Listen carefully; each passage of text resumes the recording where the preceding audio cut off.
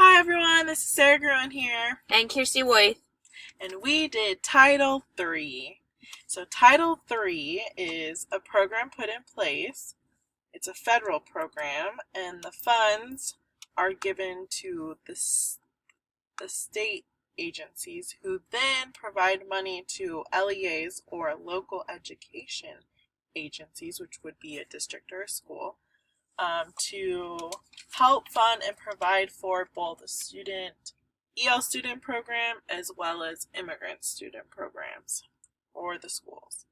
So basically, it's a statewide accountability system as required by Title III of the Elementary and Secondary Act, which reports on English proficiency achievement objectives for English learners as well as immigrant learners. So it's an educational act put into place to ensure both English learners and immigrant students are provided the same academic opportunities as all of their peers. The focus is on making sure they learn and excel in their ability to speak English, and the students are exposed to and have access to the same rigorous content standards and academics as their peers, so that all children have an equal opportunity to progress and learn in the school setting. To ensure, so the money comes from the federal government and then given to, in this case in California, the California Department of Education, and then the California Department of Education gives money to local education agencies or different schools and districts based on data of how many kids there are that they're serving that fall under the English learner or immigrant learner category, and then funds are distributed. The LEAs are held responsible for ensuring the funds are used to help both ELs and immigrant students reach their achievement goals and excel in English proficiency. Programs are put in place to make sure the funds are being used effectively and that the money is not wasted. So why is this so important? What is the purpose of even having an accountability system to make sure the money is used for these specific things? What's the purpose of having a program like this? According to all the research I found, it says that it takes about 4 to 7 years for EL students or immigrant students to develop academic English proficiency. This means that in order to speak, write, read, and really understand academic English as used in the classroom, so content-specific vocabulary or complex sentence structure, it takes a really long time, 4 to 7 years, in addition to them even grasping all the other things that they have to learn. So let's say they start in kindergarten, by the time they're in 5th grade, if they're ensuring they have access to these programs, hopefully they'll finally start to get the academic English proficiency down, but it still takes a lot of extra support to even get to that. So, since a lot of support is needed to help them be successful in the learning environment, the LEAs are held accountable to ensure that sub-grants are spent in a meaningful way, and there's a lot of guidelines put in place to make sure that happens. Some of those requirements of where the money has to go is early learning programs such as preschool, professional development for teachers in order to help those students meet their needs, language instruction educational programs at the schools, English language proficiency standards, and annual reporting.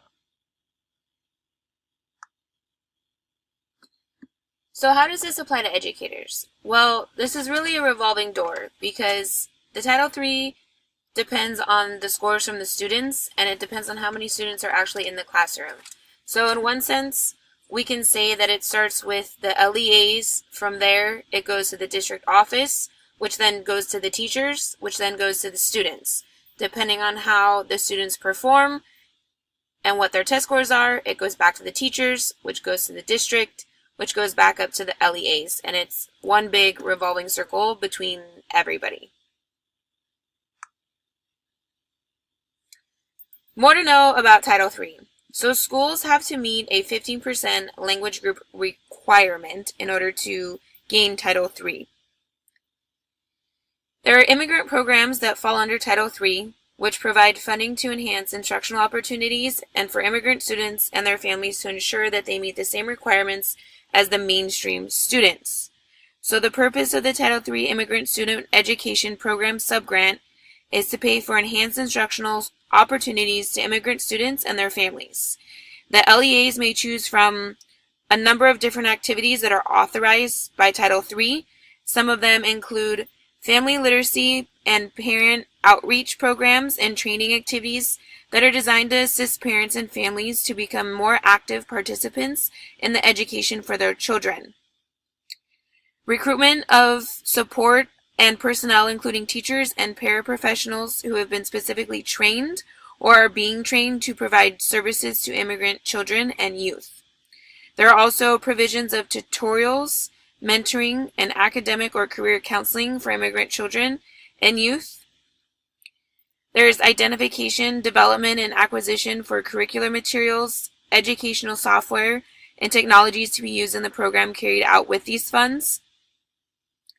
Basic instructional services that are directly attributable to the presence of immigrant children and youth in the LE involved include the payment of costs that are directly attributable to such additional basic instructional services. Other instructional services that are designed to assist immigrant children and youth to achieve in elementary school and secondary schools in the United States are such programs of introduction to the educational system and civic education. Activities coordinated with community-based organizations, instructions of higher education and families of immigrant children and youth by offering comprehensive community services. Recommended direct administration expenses for a fiscal year may not exceed 2% of such funds for the cost of administering this subpart of the program. There are also EL programs, and the EL programs are separate from the immigrant programs, but they also ensure that ELs attain English proficiency and meet the same requirements as the mainstream students. All school districts, county offices of education, and direct funded charter schools that report the enrollment of at least one or more EL students to the California Longitudinal Pupil Achievement Data System are eligible to participate in the Title III EL Student Program subgrant.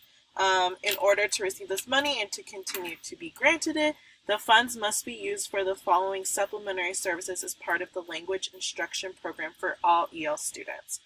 The three main things are increased English language proficiency for English learners by providing effective language instruction educational programs.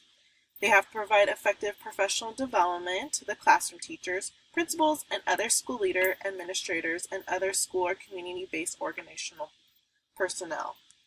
And they also must provide activities and strategies that enhance educational programs for English learners, which include parent, family, and community engagement. The funds can also be used for a couple of the following as well. They can be used to provide to English learners tutorials in academic or career and technical education. The money can be used for upgrading program objectives and effective instructional strategies used in the classroom, as well as improving the instructional program for English learners by identifying, acquiring, and upgrading curricular instructional materials, educational software, and assessment procedures.